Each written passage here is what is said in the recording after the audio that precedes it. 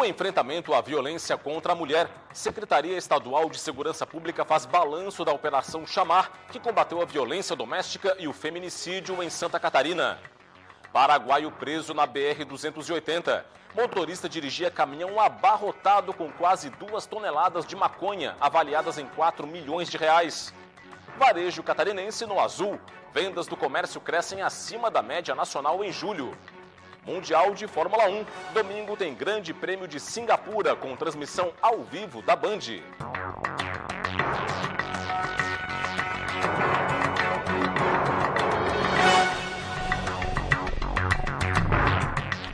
Olá, uma boa noite para você. O Band Cidade começa com novas informações sobre o sequestro da menina de 11 anos em Criciúma. Todos os envolvidos já estão presos. Os detalhes ao vivo com o repórter Ronaldo Penido. Tudo bem, Ronaldo? Uma boa noite para você. Boa noite, Rodrigo. Boa noite a todos. A polícia prendeu os últimos 3 envolvidos neste crime. O crime de extorsão mediante sequestro ocorrido no dia 23 de agosto em Criciúma, no sul do estado. Na ocasião, a menina chegava em casa com o pai quando foi sequestrada por um grupo de criminosos. Nesta quinta-feira, 2 envolvidos foram presos, sendo um deles investigado como o mentor intelectual do crime, homem que já tinha passagem pela polícia por roubo. A outra pessoa presa foi uma mulher que não participou do momento em que a menina foi capturada, mas que teria ficado com a vítima em um veículo utilizado como cativeiro. Hoje foi preso o último envolvido no crime, que teria participado do sequestro da menina. De acordo com o delegado da Divisão Antissequestro, Anselmo Cruz, os sequestradores visavam o pagamento de um valor de resgate, o que não aconteceu em momento algum. Com isso, os 6 envolvidos no crime já estão presos. Voltamos ao estúdio do Band Cidade. Ok, Ronaldo, obrigado pelas informações, uma boa noite para você. A gente fala agora da Operação Chamar. A Secretaria Estadual de Segurança Pública divulgou o balanço da operação de combate à violência contra a mulher e ao feminicídio. A operação começou no dia 21 de agosto e foi coordenada em todo o país pelo Ministério da Justiça e Segurança Pública. Em Santa Catarina, a ação abrangeu 236 cidades, com 1.800 policiais envolvidos. 356 pessoas foram presas ou apreendidas em flagrante por violência doméstica contra a mulher. Houve ainda a realização de 487 diligências de condução de suspeitos de violência doméstica no estado. 745 inquéritos foram instaurados e 1.037 foram concluídos. Desde a confecção do plano de governo até hoje, através de cobranças do governador Jorginho Melo, nós temos nos empenhado ao máximo. E quando eu falo nós temos, todas as forças de segurança têm se empenhado, e a Operação Chamar representa justamente o resultado ou esse comprometimento, ou seja, a união de esforços entre Polícia Civil, Polícia Militar, Bombeiro Militar, Polícia Científica e outras organizações da sociedade civil, para que nós possamos, se não vencer, mas avançar muito na luta contra a violência doméstica e a consequência pior dela, que é o feminicídio. Outro foco da operação foi a educação e a conscientização sobre o enfrentamento da violência contra a mulher. A Operação Chamar realizou quase 300 palestras e mais de 580 ações de panfletagem e orientação para a população. Neste último dia de operação, foi lançado o Protocolo Integrado de Atendimento à Mulher Vítima de Violência, para aprimorar os atendimentos prestados no estado. O protocolo une todas as forças de segurança no fluxo de atendimento às vítimas. A Polícia Civil de Joinville concluiu o inquérito que investigava o coach de emagrecimento acusado de chefiar uma organização criminosa que foi desarticulada pela Operação Benéfica. O inquérito, com mais de 1.000 páginas, foi encaminhado para o Poder Judiciário de Santa Catarina e aponta a existência de uma organização criminosa que atuava em várias cidades do estado em clínicas de estética que prometiam emagrecimento com resultados rápidos. Entre os crimes estão lavagem de dinheiro, corrupção, falsificação e adulteração de produtos medicinais e falsidade ideológica, já que integrantes da quadrilha são suspeitos em exercer funções sem certificação na área. Ao todo, a Polícia Civil ouviu mais de 30 pessoas, entre suspeitos, vítimas e testemunhas. Além dos presos, outras 8 pessoas foram indiciadas por envolvimento no esquema. Mesmo com a conclusão do inquérito, a polícia suspeita de mais pessoas envolvidas e não descarta novas prisões. Felipe Francisco, que nas redes sociais se apresentava como coach, é apontado pelas investigações como o principal mentor de todo o esquema criminoso. Ele já havia sido preso no estado do Paraná em 2017 pelos mesmos crimes. Depois disso, em 2018, ele se mudou para Joinville, onde abriu uma nova clínica. Além dele, outras 12 pessoas também foram presas durante a operação da Polícia Civil e do GAECO. Uma delas é a própria mãe de Francisco. Entre os presos estão funcionários, nutricionistas e médicos que prescreviam anabolizantes e emagrecedores sem o consentimento dos pacientes. Farmácias de manipulação de Balneário Camboriú e Itapema também foram fechadas por integrar o esquema. Elas recebiam os receituários das medicações e enviavam com rótulos alterados, como se fossem medicações fitoterápicas. Era por meio dessas falsificações que o grupo obtinha a maior parte dos lucros, já que as vítimas não possuíam o conhecimento das fórmulas prescritas que eram superfaturadas. Além das clínicas de Felipe, em Joinville, outras 3 foram fechadas, todos pertencentes a ex-funcionários de Felipe que passaram a praticar os crimes apreendidos com ele. Uma ação conjunta resultou na apreensão de quase 2 toneladas de maconha hoje na BR-280 em Canoinhas, Planalto Norte do estado. Um paraguaio foi preso em flagrante. Integrantes das polícias federal, rodoviária federal, civil e militar trocaram informações de inteligência e localizaram uma carreta com placas do Paraguai na BR-280 em Canoinhas. Um cão farejador da Polícia Civil localizou a droga escondida embaixo de uma carga de caixas de madeira. O motorista da carreta, um paraguaio de 29 anos, disse que entregaria a maconha em Joinville, onde carregaria as caixas com tomate. Ele foi levado para a delegacia de Canoinhas. A carga de maconha está avaliada em 4 milhões de reais. E policiais rodoviários federais apreenderam mais de 300 quilos de maconha em Ponte Alta, na Serra Catarinense. 2 pessoas foram presas. Os agentes abordaram um carro com placas de Guarapuava, no Paraná, na BR-116, a poucos metros de um posto da Polícia Rodoviária Federal. O motorista tentou fugir em alta velocidade e acessou uma propriedade às margens da rodovia. Houve perseguição e o carro foi abordado. Os 2 ocupantes, um motorista e uma passageira, ambos com 37 anos de idade, foram presos em flagrante. Eles confessaram que o destino da droga era a cidade de Gramado, no Rio Grande do Sul. E a Polícia Militar apreendeu em Balneário Camboriú, litoral norte do estado, 103,5 kg de cocaína. A droga estava em um carro abandonado no pátio de um estabelecimento comercial no bairro Nova Esperança. Por volta de 11 horas da noite de ontem, os policiais verificaram o carro após uma denúncia e encontraram um entorpecente do banco traseiro. Segundo a polícia, a cocaína apreendida está avaliada em R$ 2.300.000. A seguir tem a previsão do tempo para o fim de semana em todo o estado. Tem também a economia. Agosto registrou queda nas exportações. E no comércio, vendas fecham julho acima da média nacional, segundo o IBGE. Detalhes do próximo bloco. Fique com a gente.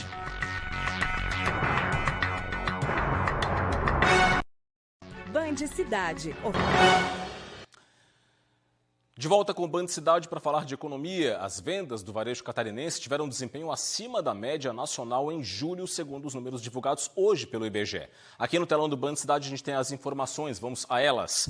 Na comparação com o mês de junho, as vendas do comércio catarinense cresceram 0,8%. Foi um resultado acima da média nacional, que cresceu 0,7%. Dos 14 estados que tiveram crescimento, Santa Catarina registrou a 9ª melhor taxa. Na comparação com julho do ano passado, alta de 0,1% do varejo catarinense, quase estabilidade e índice, nesse caso, menor do que a média nacional. No acumulado do ano até agora, alta de 2,6% e nos últimos 12 meses, variação positiva em 2,8%. Agora, o varejo ampliado, que inclui os setores de veículos, materiais de construção e também os atacadistas de alimentos. Já está aqui no telão, alta de 2,2% em julho na comparação com o mês imediatamente anterior, mês de junho, segundo o IBGE. E aí foi um desempenho foi o 7º melhor entre os estados brasileiros. Teve uma alta também de 4,3% na comparação com julho do ano passado.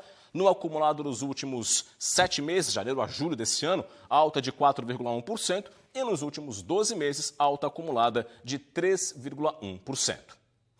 E ainda na economia, Santa Catarina teve queda nas exportações em agosto, de acordo com dados divulgados pela Federação das Indústrias do Estado.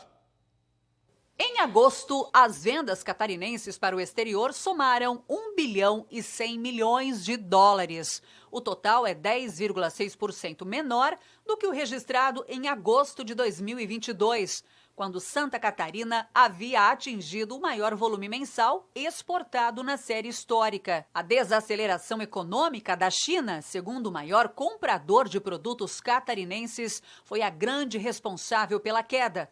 Além disso, as exportações para os Estados Unidos também estão em trajetória de queda diante do recuo da atividade industrial no país norte-americano. Para amenizar a redução para destinos importantes, as empresas catarinenses têm apostado na diversificação de mercados, com destaque para o Oriente Médio. No que diz respeito às importações, Santa Catarina importou 2 bilhões e 600 milhões de reais em mercadorias, queda de 6,1% em relação a agosto do ano passado.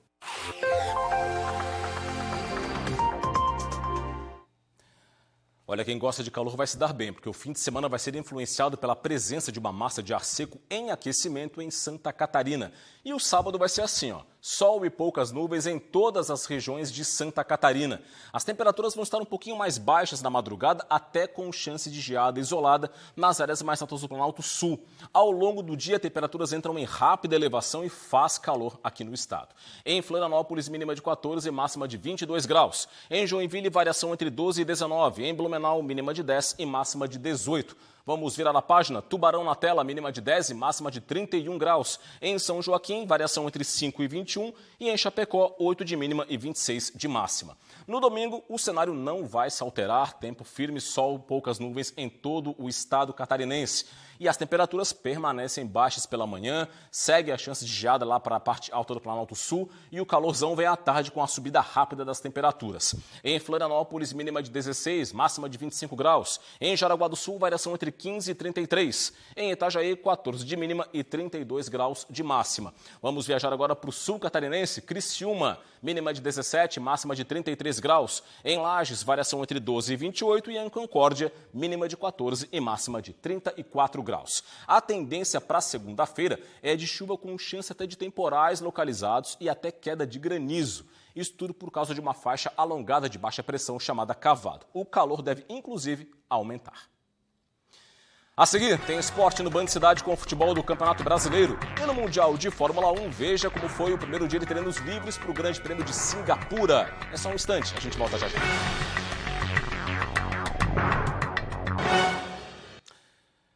De volta para falar de Operação Mensageiro, está previsto para setembro o primeiro julgamento de um prefeito envolvido no esquema de fraude em licitações na coleta de lixo, investigado pelo GAECO.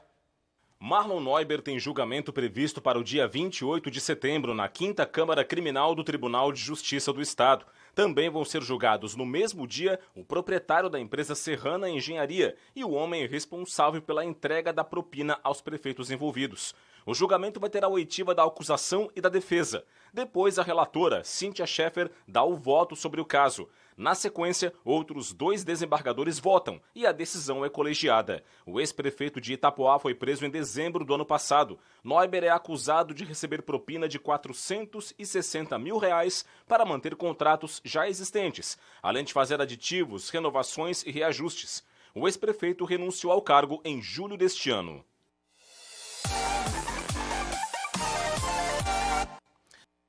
Série B, os times catarinenses entram em campo neste fim de semana para a 28ª rodada. O Criciúma tem duelo no Heriberto Wilson contra o Mirassol. O desafio desta rodada agora é em casa.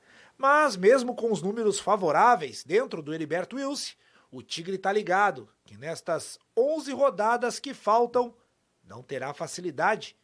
A garra precisa estar bem afiada. Tudo para evitar a tal da oscilação.